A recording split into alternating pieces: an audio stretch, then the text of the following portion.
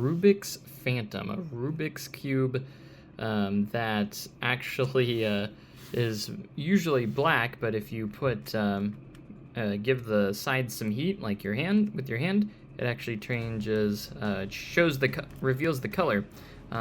So if it's sitting for a while, it'll actually turn black. All right, I got the cube right here. Let's see if I can solve it before the colors go away.